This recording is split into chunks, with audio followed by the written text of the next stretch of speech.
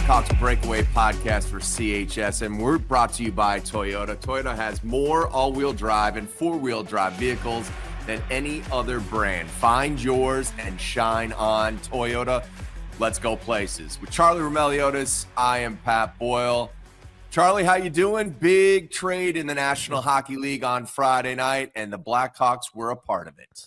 I was just going to say, we went from having a couple podcasts of not much to talk about to having a lot to talk about in one podcast episode. So, yeah, you don't see trades like that we saw on Friday night in the NHL. That's typically, you see that in the NBA, you see it in other sports, but when the news was leaking out about the magnitude of the trade, it was like jaw dropper after jaw dropper. And so let's get into it. Well, let's recap the trade. So it's Mikko Rantanen. He gets dealt to Carolina along with Taylor Hall, Martin Necas, and Jack Drury. They go to Colorado. And the Blackhawks, as part of this three-way deal, they retain 50% of Rantanen's salary, which is $4.625 million. When you look at everybody, the so-called experts, there's a clear-cut winner in this. Carolina gets Rantanen. They get a top 10 player, and they don't even give up a first-round pick in the process. And then there's Colorado is second on the win meter, and then in last place, the Hawks. So a third-round pick. It's their original third-round pick. So right now it would be the second pick of the third round. Yeah, I thought that probably Taylor Hall could get a third-round pick on his own. So I was a little surprised to see them, get involved in this mega deal.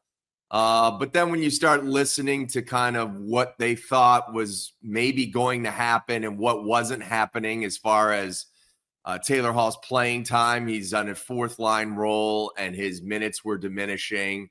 Probably wasn't happy with his role. I don't know how much longer you want to keep that around a team that is going through their growing pains already.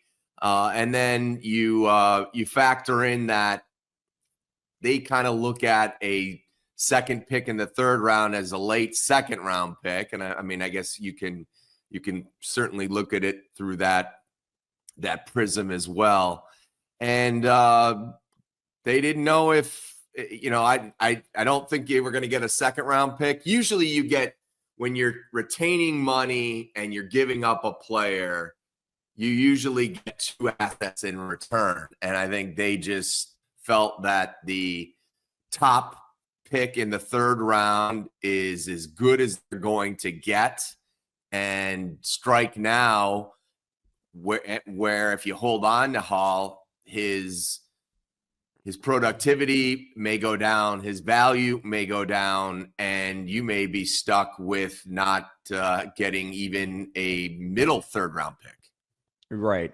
So there are two components to the deal. I think there's the camp that was like the Hawks maybe should have gotten a third round pick for retaining Rantanen's salary, but also they could have, in a separate deal, retained on Taylor Hall's salary and also gotten a third round pick. So it's like the general question was, why didn't they just retain on both and get two third round picks or do it in different deals?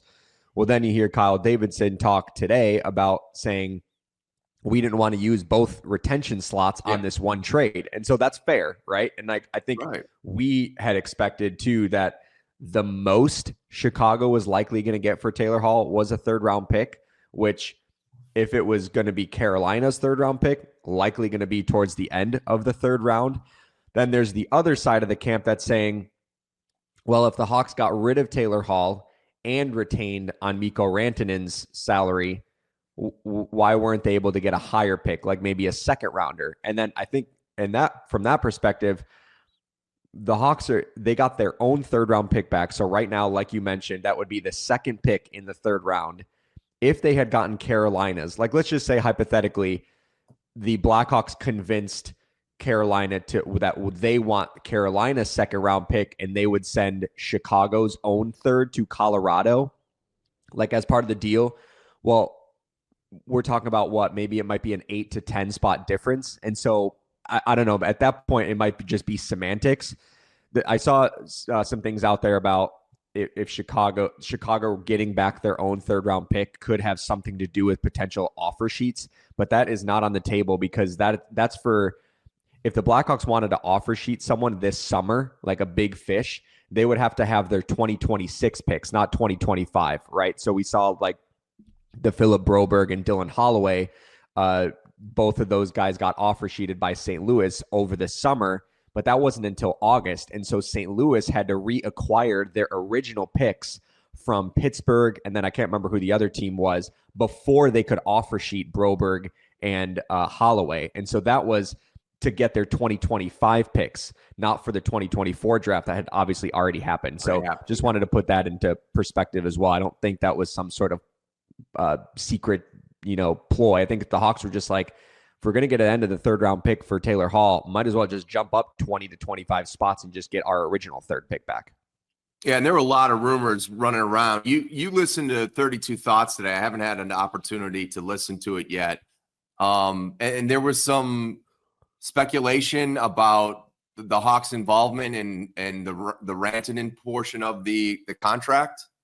Yeah, I'm not sure how true it was, but it was being floated out there that Chicago maybe wasn't aware that Rantanen was part of the deal until late. But I have a hard time believing that is the case because the Hawks are literally retaining on Rantanen's salary, not Taylor Hall. Yeah. So it's not like the Hawks could have done this discreetly and then without. And by the way, so Carolina came to town, Chicago on Monday. And obviously there were conversations between Davidson and Eric Tulsky like that day, I'm assuming.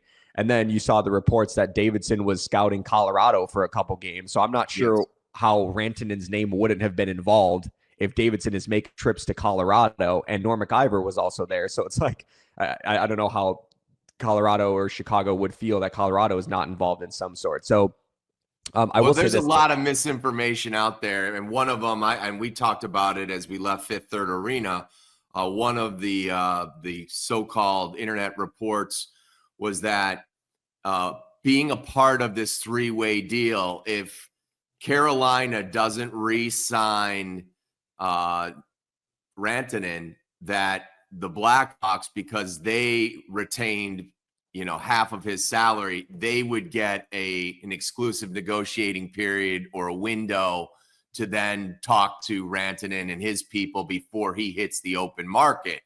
I asked that to Kyle Davidson today, and he gave it a flat out no. That is not the case at all. So there's a lot of speculation and innuendo and guessing and whatever you want to say going on. But what did you think of Kyle's explanation of what went down on Friday and why they felt this was the time to move Taylor?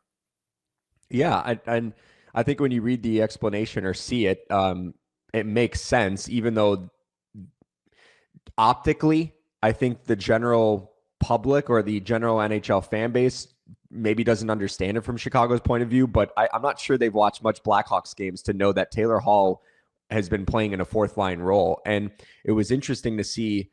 I was like, okay, where's Carolina going to slot Taylor Hall into their lineup the first game? And he was on the fourth line. And so it's like they didn't acquire him to put him into a top six role or maybe a middle six role. Like they acquired him and immediately put him on the fourth line. And so maybe at some point Taylor Hall is going to work his way to the third or whatever.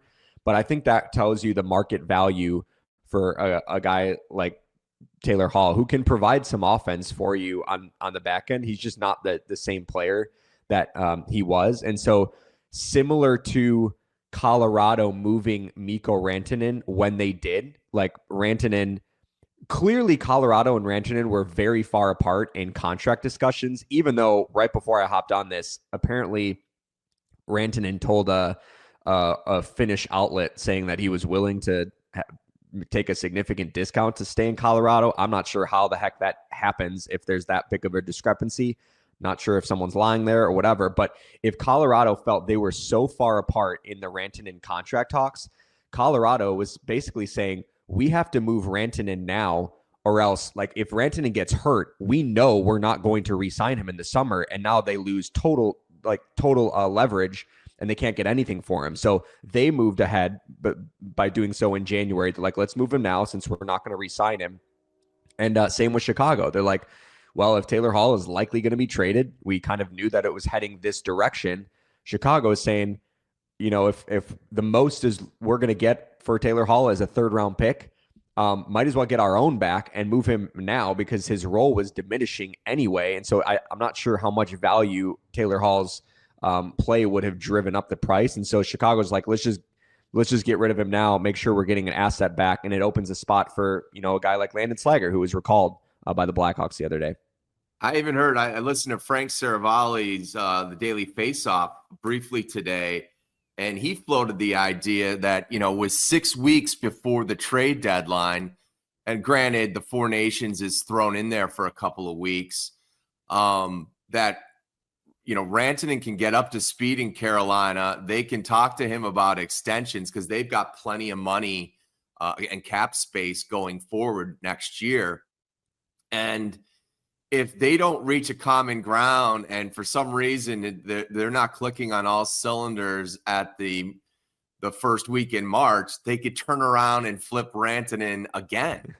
And I was like, are you kidding me? Like, I did see that, but from Frank, and I would be shocked if that happened because the one big thing that Carolina, to me, why they have not been able to get over the hump in the playoffs is because they don't have a game breaker.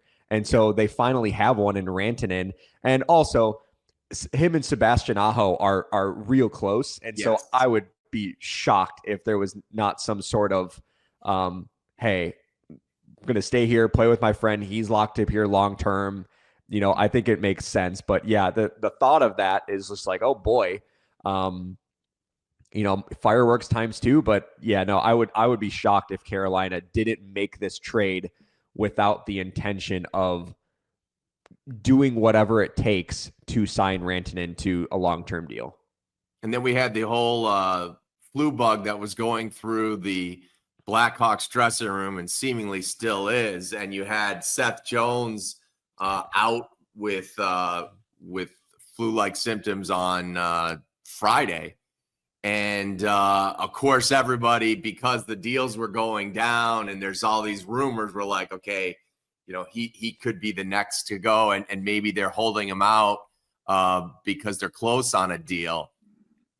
So are you still of the camp that you think if he's going to be moved, is going to be moved in the off season? Or do you, with this last salary retention spot that the Blackhawks have, do you think he's still in play for this trade deadline? Yeah, I think that's such a massive move that it would likely have to be made over the summer. And here's why I'm still not sold that the Blackhawks would be in any sort of rush to just get rid of Seth Jones. Like if they have a taker that would want him and that would Seth would approve, is because, I mean, so after this season, he's got 1, 2, 3, 4, 5 more years at a $9.5 million cap hit. And we know that Kyle Davidson has been extremely protective over that cap space. And so I'm not sure how crazy Chicago would want to be if they're retaining a fairly large percentage of Seth Jones's contract into their quote unquote championship or playoff contending window. So here's what I would do if I were Chicago.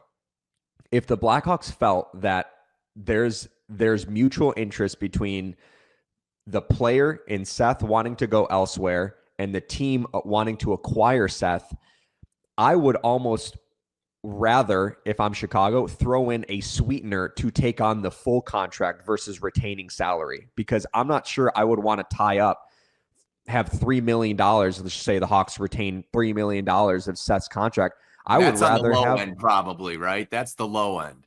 Yeah, maybe. And like, I still think Seth is like a very useful top 4 player. Like if you slide him into the second pairing right-hand shot role, like as a third, like, I don't know, like you think of Dallas, right? Dallas, it was widely reported that Seth wanted to go to either Dallas or Chicago. Those are the two teams that he would have signed a long-term extension with.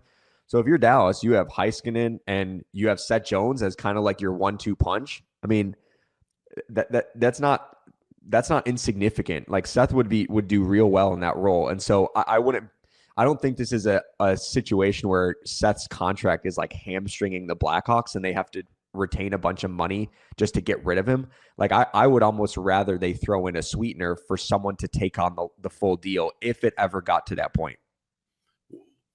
Well, if you want to name names, but give me an example of a sweetener. Are we talking a recent prospect that's maybe a second or a third round pick? Or what are you thinking from a sweetener standpoint? Yeah, I mean, it's a good question because I'm not exactly sure what Seth's market just on his contract, and then what would be his market value at a salary retention rate, right? So it's like, okay, so then how would you be able to compartmentalize the full $9.5 million Seth Jones and maybe like a $6 million Seth Jones? And then what is the bridge, right? So like, is that a second round pick? Is that a useful prospect? I have no idea, but I think that's where the discussion should be happening behind the scenes, like if it got to that point. Okay. All right, let's move on with our overall thoughts on Kyle Davidson's presser from Monday. He continues to say that, he's disappointed with the overall production of this team and where they are in the standings. It was the impetus for him making a coaching change earlier in the year. And they were in last place at the time. They're second to last now. He had greater expectations. Again, he did not have expectations of a postseason berth, but he thought they would be not in the bottom three of the standings or in last place like they've been most of the year. So obviously he was disappointed with the play of the big club. But overall, the macro look as he zooms out, he's very pleased with some of the young players that are developing in the AHL and have come to the NHL, like a Frankie Nazar. He likes what he has seen from Connor Bedard and how he has developed in year two. And he likes basically the fact that this team is scoring more and is actually in the position of being in leads in games. What he would like to see, obviously, in the second half is docking the boat in some of those games and continuing to be aggressive and not be passive once they get leads. Right. And I think Kyle said what I was expecting him to say, as far as they're not where they want to be in the standings, but on a macro perspective, he's not really concerned at all, because he was saying, like, his quote was, all the guys we drafted aren't still in amateur hockey, like they're not here yet. And I think that's been the hardest, trying to reconcile like what's going on with the on ice product this season versus taking a macro level perspective on the rebuild. And it's like, if the Hawks, I don't know, like if the Hawks were 25th in the NHL right now, would that make a difference in the macro perspective? Probably not. Maybe it would feel like they're slowly taking incremental strides, but like, like you look at some of the prospects that have been shining in, whether it's college, juniors, in the KHL, like Roman Kanserov, Sam Renzel, Nick Lardis, it just hit the 40-goal mark in the OHL. He's leading the entire league in goals. And so like Sasha Boisvert is having a great season as a freshman at North Dakota. So there are a lot of exciting talent in the pipeline that are coming. And whatever was going to happen with this year's Blackhawks roster doesn't have much to do with the overall state of the rebuild, in my opinion. It would be different if, guys like Frank Nazar Krasinski or Levshunov were here in the NHL as full-time players, and you're like, oh, this isn't going well. Like they're not progressing the way that we thought or whatever, that would be a different conversation. But I think the two names prior to this season leading into the year, the two names that were going to be full-time NHL players that are going to play significant roles on the next great Blackhawks team, Connor Bedard and Alex Vlasic. Like those are the two young names. And so now we're starting to see some more guys knock on the door. Frank Nazar appears to be here to stay. Colton Dach is starting to get a longer run.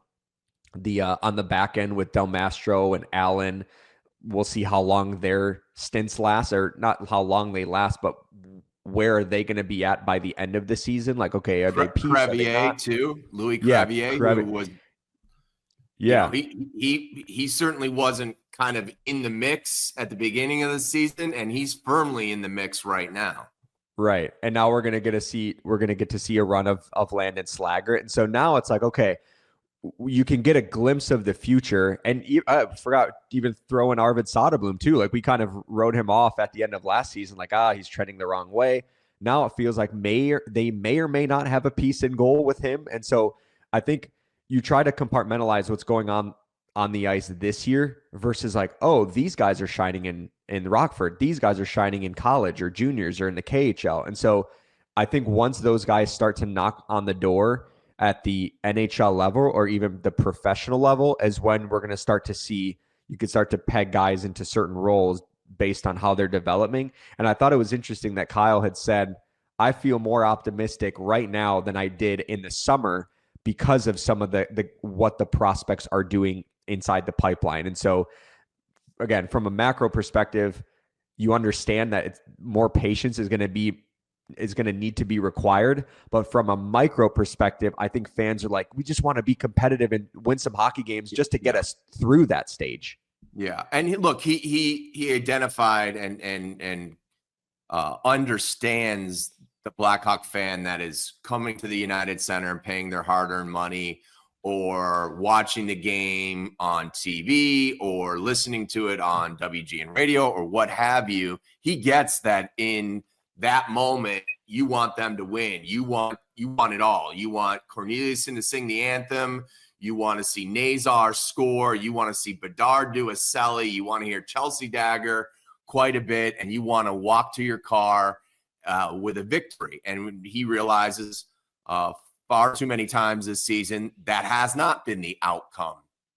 But and he has, and he himself has to, kind of pull himself away from the micro focus of the NHL team and look at the bigger picture. And you mentioned all those prospects. I mean, he could almost throw a dart at his prospect board and you would land on a player that is excelling in, whether it's at BU, whether it's at Minnesota, whether it's at, an East Coast Hockey League, the KHL, in Kancerov's instance, you'd be hard pressed to not hit a prospect that's been excelling at the level that they're at. So that is very encouraging. That's hard to sell on a daily basis. That's hard to, if I pulled people on the street, pick Colton Dach out of a lineup or, Alex Vlasic, they might have a hard time. They're certainly not going to know what Boisvert or Ryan Green or Nick Lardis looks like. And we're trying to educate them on your shows, on the radio, on our shows on CHSN that, okay, it's not just lip service. This is the guys that have been taken in the last few drafts, and this is what they're up to. You brought up the goaltending situation. You asked Kyle the question about Laurent Brossoit. If and when he returns, you're going to have three goalies. How are you going to handle that? And while he said that's not traditional, they love Jimmy Waite and the way he works with the goaltenders and that they would work with a trio, whatever remaining portion of the season there is where Brossoit is a part of the mix. Yeah. that doesn't feel like it's going to be a real concern for the Blackhawks this season because Brossoit hasn't even hit the ice yet. So we're probably talking like maybe the last month or so of the season where it could potentially be a 3 goalie rotation. Having said that, Brossoit will likely be able to get a 14-day conditioning stint in Rockford. And so that would kind of buy a couple more weeks. I think it's going to be more of an interesting discussion if Brossoit returns this season. It's a 3 goalie rotation for maybe the final month or whatever it could be. And then you go into the summer, like, all right, we got 3 goalies. What do we do with them? Because I'm not sure they can go into next season with Mrazek, Brossoit, and then Soderblom just kind of laying in the weeds, So that would be more of an off-season type conversation on a larger scale versus it. It would have been more of a concern this year, or not even a concern. Maybe that's the wrong word, but like if Brossoit was ready to return by the end of December, then it's like, okay, how do you get through half of the season or more than half of the second half of the season running a 3 goalie rotation? Like, I think that would be real tough to swing. One other topic came up talking about the prospects was, can you get to a point in a rebuild where you've got so many assets, whether they're draft picks or future draft picks, and you are kind of running out of spots for them, or are they all coming into the NHL at the same time? And, his answer to that is they like the staging or the staggering that they have established over the years. They like the fact that there's X number of high-level prospects in the AHL right now, and that there are high-level prospects that are in college still and in the KHL and wherever they may be, the OHL. So they have planned for that. And as of now, they like the staggering, the staging that are between their current prospects and their foundational pieces that are with the big club right now. But I think this is an interesting draft in the sense you've got 9 picks right now, 5 picks in the top 3 rounds, that you are getting to that point where you are gathering a boatload of prospects, and you might start using some of that currency in other ways. Right, for sure. And I think that accumulating so many draft picks allows Davidson the flexibility of saying, hey, do we go out and add pieces? Do we package them and trade up? And so I think it would be harder to not be able to move up if they didn't already have guys in the pipeline that were progressing nicely, like a Sam Renzel, or they lock up the number 2 overall pick in Levshinov, so you can kind of pencil him into a top 4 role for the next 10, 15 years. And so you have all these these guys that are progressing nicely, and once they get to the North America and you kind of have them under your own roof and you're like, okay, these are guys that we can see in these specific roles, then it's easier to move those draft picks down the road, knowing that I think we maybe already have our 3rd line center in Ryan Green or whatever it is, like long term. And so that's where it's going to be interesting to see how the Blackhawks use it. And Kyle was very open to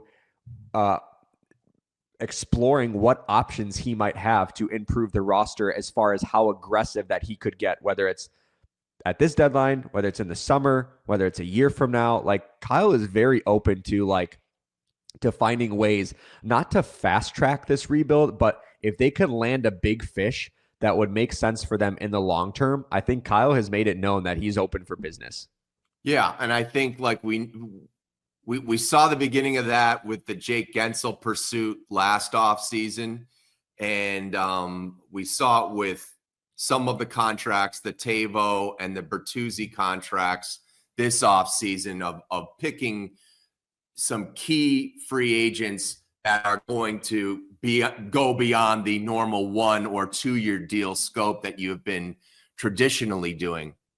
I do think we've gotten into that point where, the rebuild is further down the tracks, that you are you are looking at how you can acquire talent. This is always going to be based, as Kyle said, on the shoulders and the backs of draft picks, but you do have to add veteran free agents as well along the way, and we're beginning to approach that portion of the rebuild where that's a realistic discussion. Right. And I think part of the discussion too, like, I think the rebuild is going fine from a macro perspective, but them winning the Connor Bedard lottery when they did so early in the rebuild that it's almost like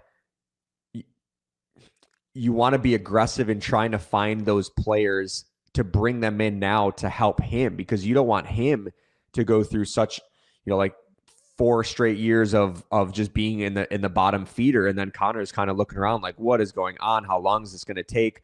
Not that it's going to lead to anything great. Like, it's not like Bedard's going to request a trade or whatever and like say, I want out of the Chicago, but you also want to make sure that you're keeping your franchise cornerstone happy when it comes to, hey, we're doing everything we can to try to bridge the gap between now and when the young guys are ready. But that doesn't mean we're just going to sit on our hands and like, we're just going to wait, So like, there are those moments for Kyle where he's like, yeah, Bedard is the cornerstone of this franchise. And they want to make sure that they're making it a fun-ish locker room to come to on a daily basis. And so that way the attitude isn't so negative when the losses continue to pile up. Yeah, that was the one thing, he brought up when he was talking about what he has seen from Bedard this year and the improvements in his game and the more well-rounded part of his game, working on being away from the puck and the defensive side of the game. He also said, like, I wish Connor wasn't so hard on himself. And so it's not lost on this franchise, the type of alpha that they have in this amazing hockey talent. They know that he has high competitive juices, and most great players do. And that, the losing can take its toll on players, and some players wear it more than others. I had a frank conversation with Ryan Donato, and he was talking about how players that are maybe in their late 20s or around 30 who have other things going on in life besides hockey are able to compartmentalize the losing a little bit because they come home to a baby or they come home to a wife or whatever the case may be, and they get pulled into that world, and that takes away from the constant thinking about where you're at in the standings and how I played last night. And I think it's just natural that a lot of these younger guys who are 19 and 20 and 21, they don't have families. It's always been about hockey, and that's where it's at right now. It's just at the NHL level. So you take the winning and the losing harder than some of the vets, because the vets aren't solely focused on hockey 24/7. So I thought that was somewhat interesting. And that's a great point, Pat. I was going to say that's a great point, because I think, like, when you think about the Kane and Taves early days, like, they had Patrick Sharp and Kane and Tate, all these young guys that they were able to kind of go out and do stuff together. And so with Connor coming into this year 2, there are a lot of veterans on this hockey. So start the influx of the Frank Nazars, the Colton Docks, the Louis Creviers and Nolan Allens and Ethan Del Mastros. And it's like those young guys can kind of escape together, because most of those players don't have significant other babies to, you know what I mean? And so for Connor, maybe at the beginning of the season, it's probably hard to see, like, okay, who can I kind of distract myself with by going, not going out, like out. I'm just saying, like, just like off ice activities, doing as a team with some of the some of the players his age. And then you're using the Kane and Taves as an example. They were also winning out of the gates. So right. Work life was easier because they were winning. They weren't going, it wasn't like in Kane in year 2 is like, wow, I'm looking at a 4 or 5 years where the first 4 years of my NHL career, I may not ever make the playoffs. I mean, that's the reality that Bedard is looking at. That's not the reality that Kane and Taves had, because as we pointed out several times, they came along at the end of the rebuilding process, and that's where their NHL careers started. And to that point, I want to, it was Hockey Fights Cancer on Sunday night, and we've had a lot of teammates that have dealt with cancer personally over the last few years. Eddie Olczyk, Troy Murray, Tony Granato. I mean, that's crazy in our little circle, Charlie, of people that we deal with every day. How many have been affected by this dreaded disease? And you talk about distractions and reality checks. And we both saw that last week when Stephen Fulton, the 13-year-old, came to the Fifth Third Arena. He had bone cancer. He is in remission. We mentioned on the last podcast that, he's playing sled hockey now.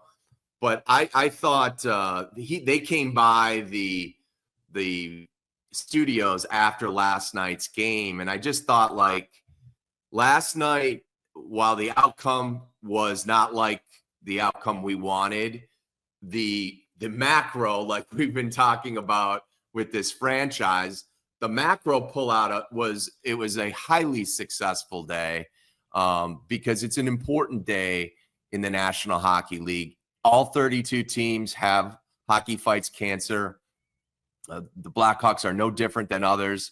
They've had several of their family members and, people like Steven, who is not a part of the Blackhawks organization, but he is a part of the Blackhawks organization because he's a fan. And so I left work last night feeling better than I do most nights because, something beyond the final score of the game was the result that I was walking away with. Like, that was a good night. Good people giving time and energy and money towards fighting cancer and acknowledging those that have battled it and those that have helped others battle it. And so I know, you've gotten to know Troy very closely here over the last couple of years, and it's inspirational to watch how that guy comes to work every single day and doesn't tell you that he had chemo on Monday and just goes to work and cracks jokes and, embraces life. It's freaking inspirational to watch. Oh man, you said it right there. And I've been able to work with Troy so closely this year, and he's at almost every practice, at every morning skate. He's missed one game this year, and it was like he was ready to go, but he just couldn't be there. And even when he's at the games, at practices, at morning skates, you wouldn't even tell that he's battling something. He's got such a positive attitude, and that is infectious to me. He's a massive reason why I'm very grateful that I'm working at WGN Radio now, because I was like, I want to work with him. It's fun to work with him. And I remember when I called him to tell him that I had gotten the job, like, I think he was more excited for me than I was for myself. Like, that's how much he enjoyed me coming there, but also me wanting to work with him. And it's because he radiates positivity with whatever he's going through. And the entire night was just amazing. Like, every TV timeout, there was something happening on the video board where people were getting recognized, whether it was the ringing the bell or the Hawks did something new this year where there was the first TV timeout. It's like John Hansen and Jenna Rose had said, all right, if you're battling cancer, please stand up. And so, like, people would stand up and they would show them on the video board and we'd all give them a big applause. And then it was like, if you've beaten cancer, stand up. And it was like, then another wave of people had stood up, or fans had stood up, and you're cheering for them. And then it's like, if you're on the front lines of, you're in the medical field, or doctors, nurses, whatever, that are seeing this on a daily basis, please stand up. And it's just like the cheers got louder and louder and louder, because there's so many people that are either dealing with it themselves, or they know someone very close to them that are dealing with. And to cap it all off, before the fans even entered the arena, there were those like, who do you fight for signs on every single seat. And it was like every single seat like had a name on it, or some name, multiple names on their cards. Like everyone is dealing with this in some way. And so that was a very heartwarming night, despite the loss. I left the arena feeling the same amount of gratitude and just like heartwarm as you did. And you talk about your teammate Troy, Tony Granato, is, last year he went through it and would have to do the pre and the post game and intermissions from his basement because he couldn't be around, his immune system was down. He couldn't be around people when he was going through chemo. And to see him come through it and welcome others that are in the battle and be so loving and caring, and I have been blown away with like how much time some of these former players and current players give to various charities, whether it's a fan that just comes up to the atrium and is like, Tony, I have the same thing. I had the same cancer that you did. And then they bond. And we even had a crew member talk about it, bring it up after we had brought in Steven and Fulton and his family. It's extremely powerful. And it again, we throw around cliches a lot, but it does put things in perspective. And I think it was good for that hockey team to not focus on who was next. The Tampa Bay Lightning was next on their schedule, and how are they going to hold a lead, or are they going to continue to score first but not pull one out, or whatever the case may be. This was real life stuff, and it was I think it was welcomed. I think they needed to see that, and I hope they embrace that in their everyday lives. I hope these young guys can see what some of the older players are doing, and can find some satisfaction and solace in being a great human being and using this NHL platform beyond just scoring goals and winning games, but making this place a better place to live. Yeah, and it's honestly, it's a good reality check for like me personally a night like that, because it's like, man, it's so easy to feel the stresses of everyday life, and it's like, man, the stresses that I'm dealing with are nothing compared to something that someone else is going through, especially in a battle like this. And so it kind of puts things into perspective for my own, where I'm like, I'm working with Troy every single day, and I'm like, he brings such a positive attitude to the rink every single day that I almost forget that he's battling, because that's how much he's just like, he radiates positivity. And so it's like a reality check for me too, to make sure that I'm putting life into perspective. So on that note, we're going to conclude this edition of the Blackhawks Breakaway Podcast for CHSN. For Charlie Roumeliotis, I'm Pat Boyle. Thanks for watching and listening, and we will catch you next time.